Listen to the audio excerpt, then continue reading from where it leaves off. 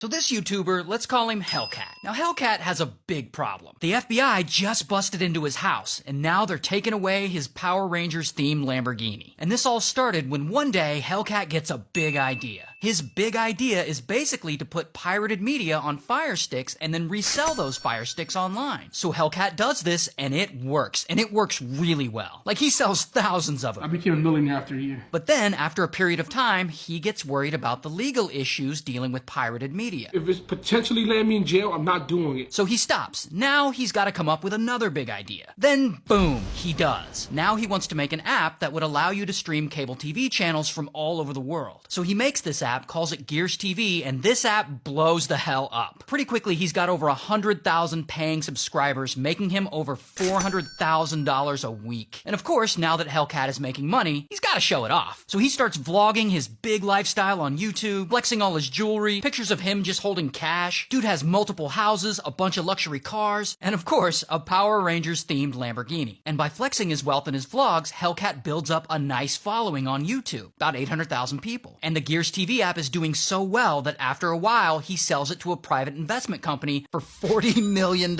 So his big idea worked, but it's not over. Then he builds a new app called Reloaded TV, and it's like Gears TV, but better. And it does great, and he starts making big money again, and his vlogs are popping off on YouTube. Everybody loves watching Hellcat.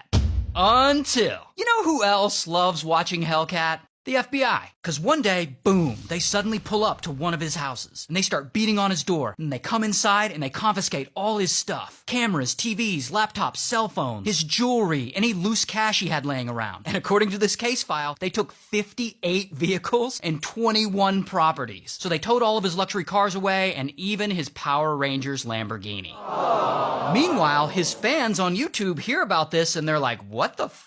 Now Hellcat continues to vlog after his stuff is taken, and he tells his fans he got raided for tax evasion. But that doesn't stop him, because over the next year he keeps vlogging and he keeps talking to his audience. And he dedicates himself to making more money and rebuilding his car collection. And as he's rebuilding that car collection, kapow! The FBI shows up at his door again, and they raid his house a second time. And yes, it's because of tax evasion, but that's only a small part of it. See, Hellcat's apps, which made him all that big Power Ranger Lamborghini money, they're essentially just pirating cable TV and reselling it. So he would subscribe to HBO like once, and then he would resell access to that broadcast to like hundreds of thousands of people, which is super illegal, but he seems to have thought that he found some kind of copyright loophole. I just feel like, I found a loophole, I ran through it, and I did great. Here's the thing though. There was no loophole. So he gets arrested, and he's sentenced to 5.5 years in prison and a $30 million fine, which is one of the largest fines in any copyright case in history. Also, his main house is in Swedesboro, New Jersey, so shout out to New Jersey. This woman, let's call her Designer. And Designer has a huge problem. A man just died in the backseat of her car, and she doesn't know what to do with the body. So this all started when one day, Designer goes to clean her stepdad's house. We'll just call him Stepdad. Now, Designer's 37, she's a successful interior designer, and Stepdad has been in her life since she was a teenager. Even long after he and Designer's mom divorced, she still calls him Dad. Now that they're older, they live next door to each other, and she helps him out with stuff. So she's cleaning his house for him one day, and she accidentally bumps the mouse to his computer, which wakes up his desktop. And there, boom, Designer sees that Stepdad's wallpaper is a nudie photo of a woman's body. Whose body was it?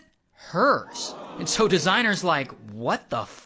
And she gets on his computer and she searches and she finds literally hundreds of nudie photos of her. And they're allegedly organized and they're categorized into folders by body part. And she's devastated and she's disgusted. She took these photos consensually for previous boyfriends. How did Stepdad get them? And she can't sleep. She's wondering if he's stalking her. I mean, this is tormenting her really bad. So after a few days, she comes up with a plan. A plan to make sure Stepdad never does this to anyone else. Now, this whole time, Stepdad hasn't been at home. He's been at the hospital because he's got an injury. And when it's time for him to come home, he needs a ride. And Designer's like, sure, I'll come pick you up, because she hasn't confronted him about the photos yet. So she shows up to the hospital to pick him up. And he's happy to see her. I mean, she brings him chocolates and Jack Daniels, like two of his favorite things. Now, allegedly, she has pumped one of these items with Stepdad's prescription pain meds. And on the way home, he consumes those items. So by the time they get back to his house and she pulls the car into his driveway, he's he's completely passed out. And this is all a part of her plan. Poison him with his own pain meds, then strangle him, then carry him to his own bed to make it look like he died of an overdose in his bed. So there he is in the backseat of her car, passed out. So step 1 is taken care of. But there's a problem with step 2.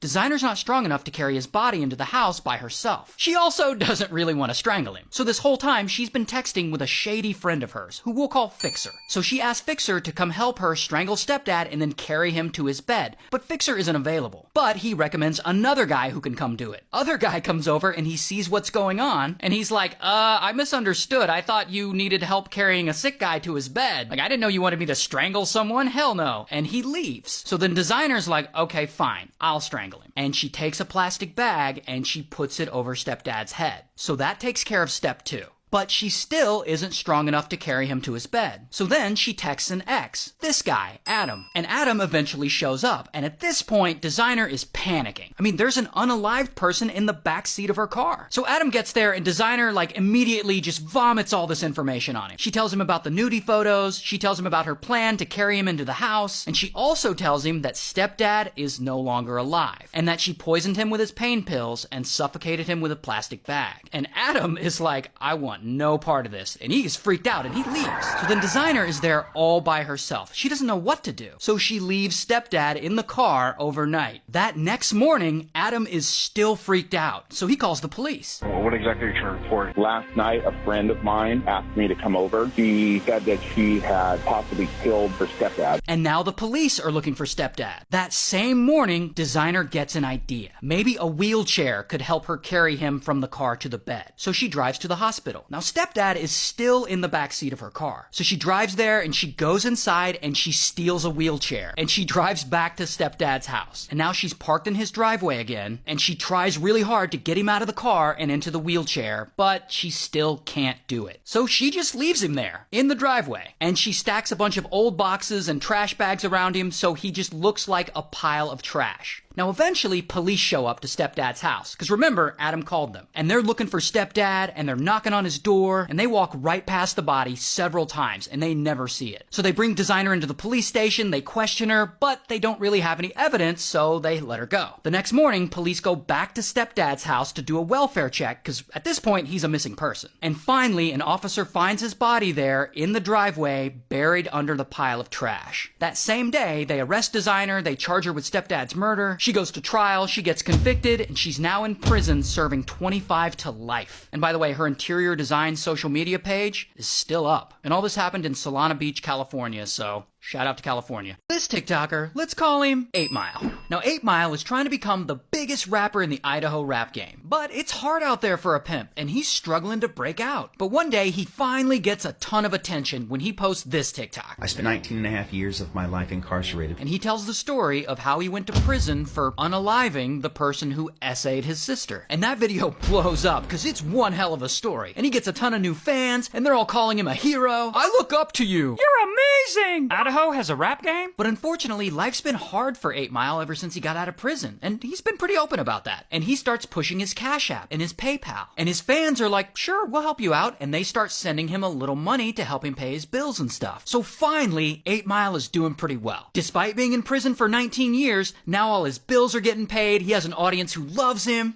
Until 8 Mile is collecting donations from his fans for about a year or two. Then this other TikToker, Brit Brat, she notices 8 Mile's videos and all his success, and she is not buying it. The kid's a douchebag, and he really needs to grow up and admit that he's taking advantage of people. Then this TikToker, Donish is like a social media crime stopper, and he sees Brit Brat's video, and it makes him skeptical of 8 Mile's story too. And he decides to do a deep dive to see what's really going on. So he digs around, and he finds records of all the charges against 8 Mile. And wouldn't you know, there's no record of any murder, nor is there any record of a 19-year prison sentence. So Donish reaches out to 8 Mile and invites him to a live stream so he can ask him about it. And he has a big following, so of course 8 Mile goes on his live stream and tells his story. Your crime officially was battery with intent to commit a serious felony, and I got bound over to adult. And 8 Mile basically explains that all this happened when he was a juvenile, so we don't really have access to the records. But Donish is a resourceful guy, and does he have access to all the records? Yeah, we do. Sure we do. And the records show that as a juvenile, 8 Mile was arrested for petty theft and tobacco possession. But no murder. So from all this, Donish can only come to one conclusion. You're a scammer. Shame on you for scamming people. And he apparently doesn't like scammers, because he doesn't stop at the live stream. He reports 8 Mile on Cash App, Venmo, PayPal. Then, as if that wasn't enough, somehow, Donish is able to find 8 Mile's sister. And he invites her onto a live stream. First of all, that whole story is not true at all. No one died. He never beat anybody up. And she basically says 8 Mile's story is all bullshit.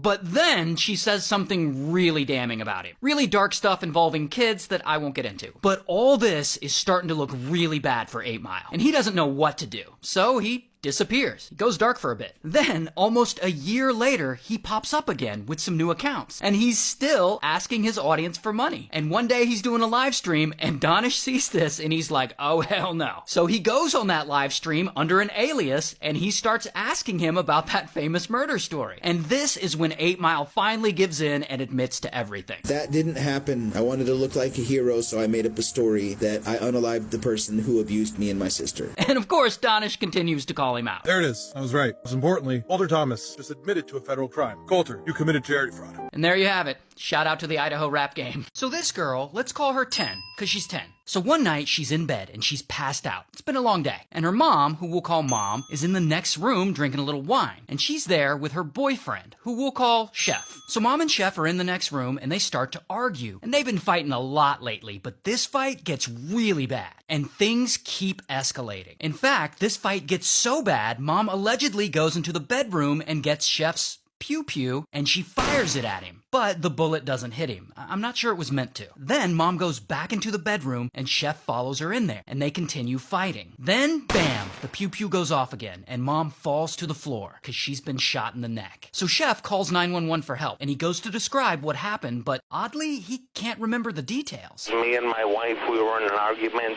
and she's hurt. She's hurt very bad. I need help. Okay, what's wrong with her? She's been shot. She was shot? Yes. Who shot her?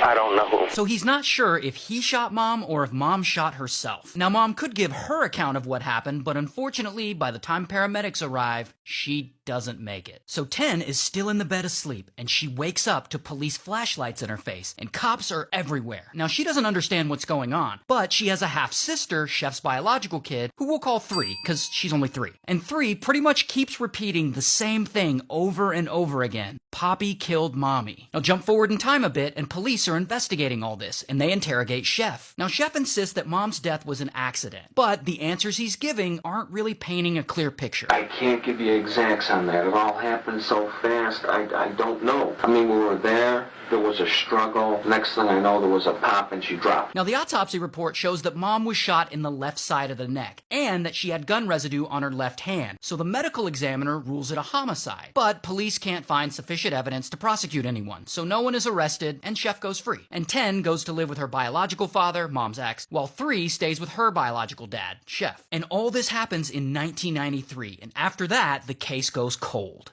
Until decades later, 10 is now an adult. And she hadn't thought of this case in years until one day she gets a phone call that local police are re-examining the case. Because I guess 10's aunt had been fighting for this for years and she finally got them to listen. So 10 gets a hold of her mother's case file and she's combing through all these files and all this evidence and she discovers police interviewed Chef more than once and each time his story changed a little bit. Then she finds that police in 1993 had conducted simulations to replicate the angle of the gunshot, and they found that the only way this gunshot angle was possible was if there was a struggle between 2 people. So yeah, 10 finds all kinds of stuff. Now 10 was only 10 at the time, but she knew her mother wasn't happy in her relationship with Chef and had already planned on leaving him. And allegedly, part of the reason Mom and Chef started arguing that night was because Chef found out she had been talking on the phone with her ex-husband. So 10 feels like Chef unalived her mother because he was mad she was going to leave him for her ex. So 10 gathers all this information and she takes it back to the police. And the police, they kind of help her, but things aren't really moving forward. So she does what everyone does nowadays. She makes a TikTok account and she starts telling her story. I am the daughter of a murdered woman. I am the daughter of a murdered woman. I am the daughter of a murdered woman. And she makes a ton of videos about this. I had to have counted over 100. She's talking about the case. She's publicly calling for Chef to admit what he did. It's time to confess to what you've done. And some of her videos start to blow up, and people start taking notice, and they start talking about it, and the story is featured on like 16 different true crime podcasts in 2023 alone. And then a production company takes interest, and now allegedly there's a documentary about the whole thing going into production. Now, I know this is the part of the story where you want me to be like, and then the police, they find Chef, and they got his house surrounded, and then he pulls out his pew-pew, and he's like, "You'll never take me alive, you son of a b***."